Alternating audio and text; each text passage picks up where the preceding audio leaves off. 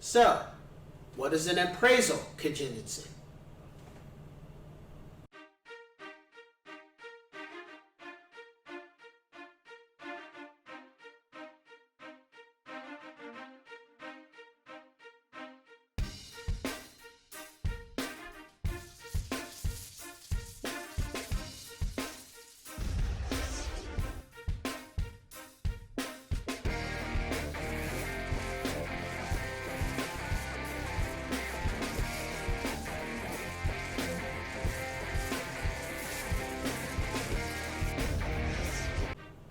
What's going on, ladies and gents of Cyberland? I'm coming back to you with another informative video, and this time we're going into the second one that I like to call, or we talk about in regards to the contingencies. We're going into the appraisal contingency.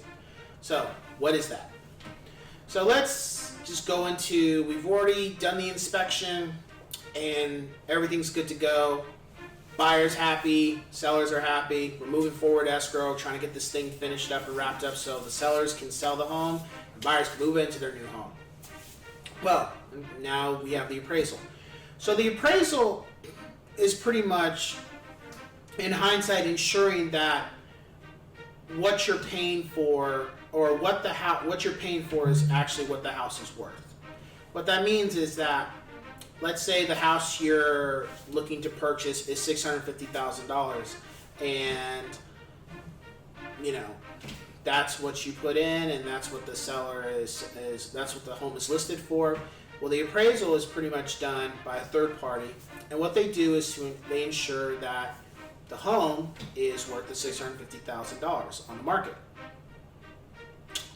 Now, the reason why appraisals are put in place is to ensure that the buyer is paying what the home is actually worth, and that they're not paying $80,000, $90,000, $100,000 over what the price of the home on the market is supposed to be.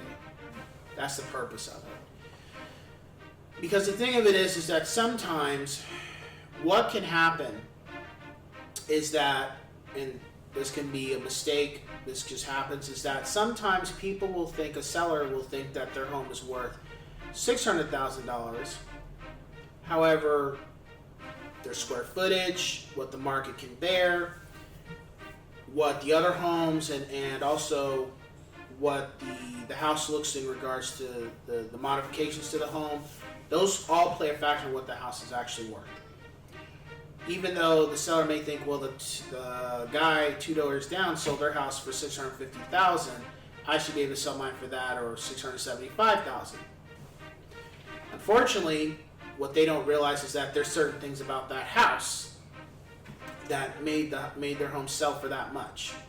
Or it could be the fact of, that person, it was a cash offer that was purchased, because that can play a factor too. When it's a cash offer, it can be not so much about there doesn't need to be an appraisal, there doesn't need to be a loan. It's just, as we say in the real estate world, cash is king. So there doesn't have to be anything. But whenever there's a loan loan being involved in the process of purchasing the home, well, the people that are loaning the money to the people that are trying to purchase the home, that does matter. So, unfortunately, there's sometimes where sellers will think their house is worth more when actually it isn't. And the thing of it is that as an agent that's listing the home, you kind of have to bring all the facts to them and let them know that, hey, this is where your house is set at due to everything that's sold in this area, what the market's looking like, and the comparables of what your house has compared to what other homes have had and what they've sold for. And the best thing that we try to instill in clients when it comes to the appraisal is to make sure that the buyer, at least from the seller's point, that when the buyer's trying to purchase or you're getting offers, that it's going to be in a threshold where, you don't have to worry about the appraisal saying the house is not worth this much, or this is too high, or this or that. Now with the buyer, it's the same thing. The buyer has an appraiser come in who they didn't hire. This is completely a third party. The buyer has no say with that, as well as neither do us as the realtors. It's totally checks and balances. We have no control over the appraiser. All we can do is they come appraise the home that the buyer's trying to purchase. They state their facts, and then we get the report, which goes to the buyer, and it lets them know what the house is worth. And most of the time, my experience, due to the fact that the realtors I've worked with and that they know the market very well, the amount that they listed the house for was pretty accurate, pretty spot on. I've yet to have a situation where the home was overpriced or was underpriced.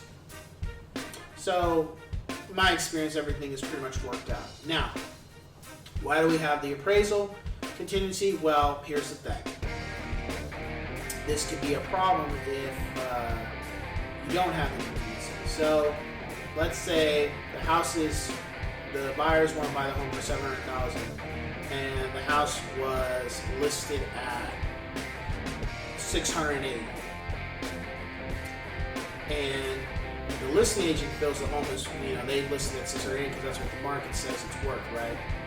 Well, and then the buyers don't even do an appraisal. Like, yeah, that's $700,000. It's about $680,000 or more. We're good to go.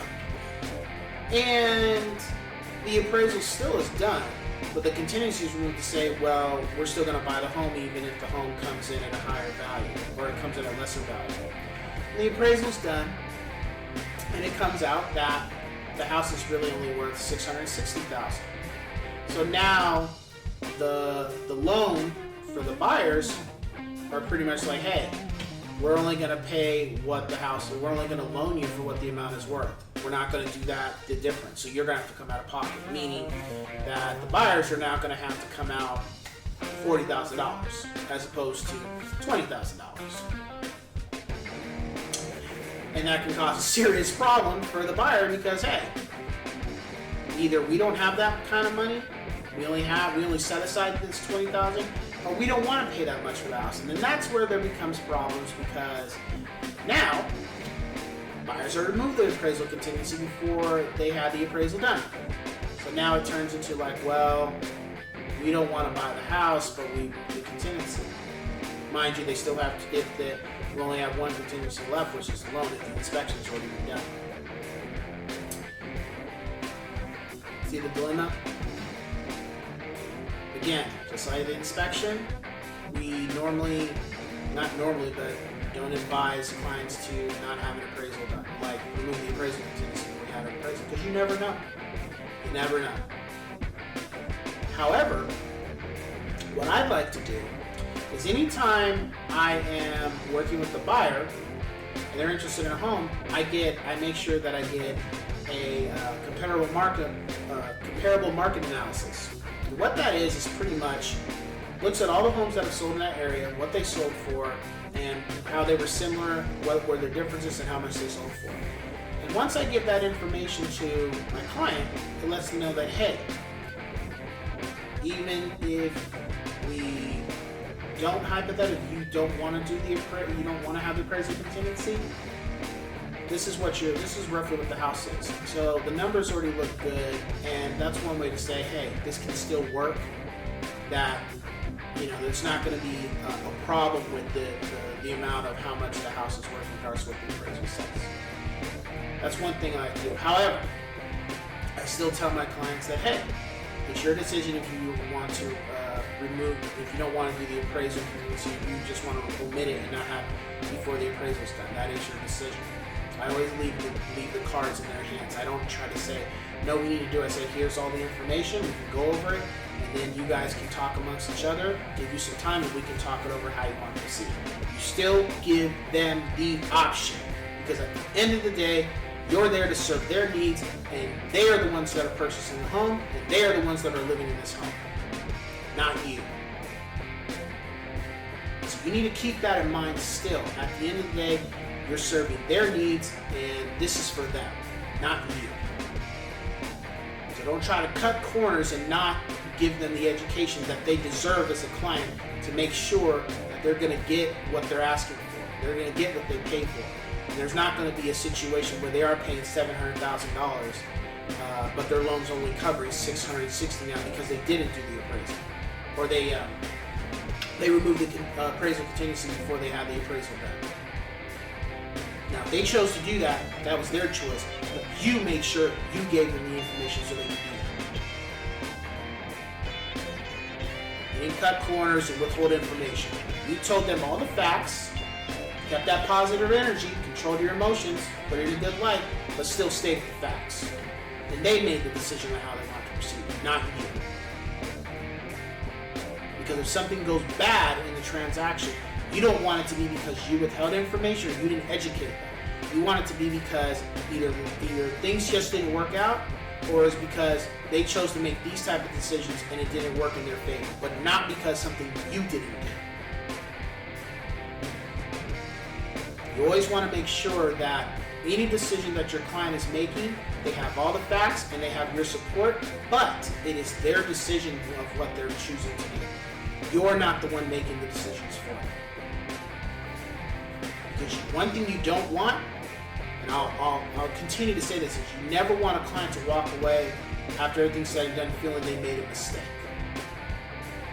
And yes, some clients after a couple of days can feel like, oh, maybe shouldn't have done this or done that, and that's normal. And I tell all my clients that's normal, to where you feel like maybe you shouldn't have bought this or this. No, that's totally normal. But that's normal after you've given them all the facts and all the education. You've taught them the whole process. Not, you didn't teach them anything, withheld information, they didn't know the process fully, and now they're in this house and they're having second thoughts, but now they're in this house and they have some type of issues. Because you didn't educate them. That's your job, not theirs. They shouldn't have to, and not only they shouldn't have to, well, they shouldn't have to pick your brain to get the information. You should be giving that information to them, even when they don't ask. Why?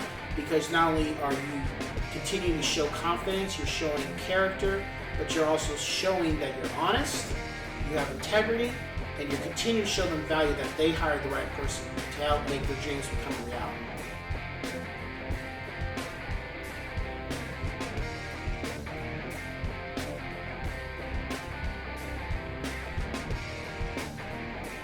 Now, I had a situation where I had a client, and in order for us to get them into the house, we had to shorten the appraisal.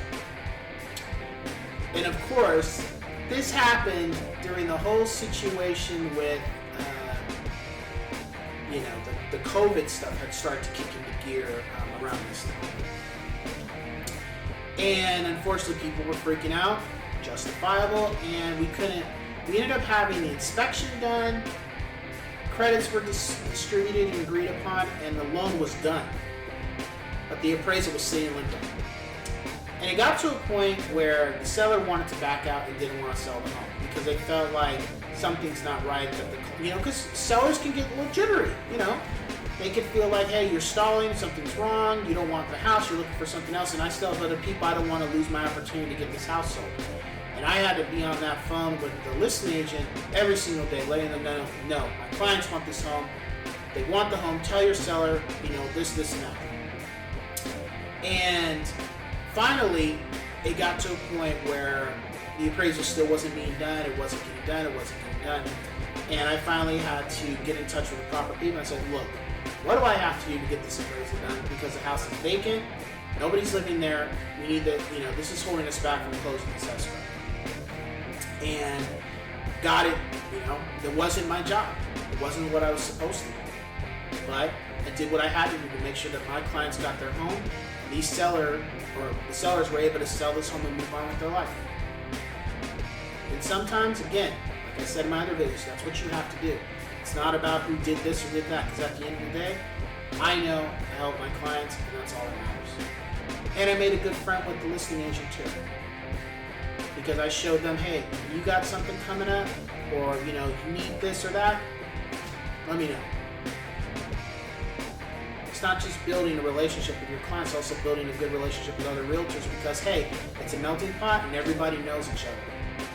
So you want to be that agent who goes the distance for not only your client, but sometimes if you have to help the other agent who can't do this or that, you go out of your way to help them, because at the end of the day, it's the listing side, or it's the seller side, the buyer side, and then it's the people handling the documents and the loans.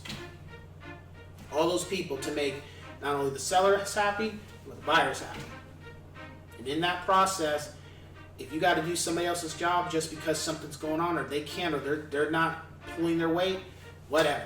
Do what you got to do to make sure you can help your seller or you can help your buyer. That's what it takes. And lo and behold, that's what I did. And it took us, the appraisal was taking, I think, 2 weeks to happen because of COVID. But because I finally had to step in, the appraisal happened like that.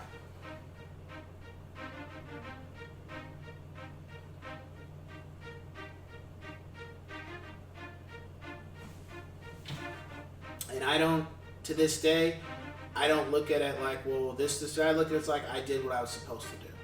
I helped my clients get their home.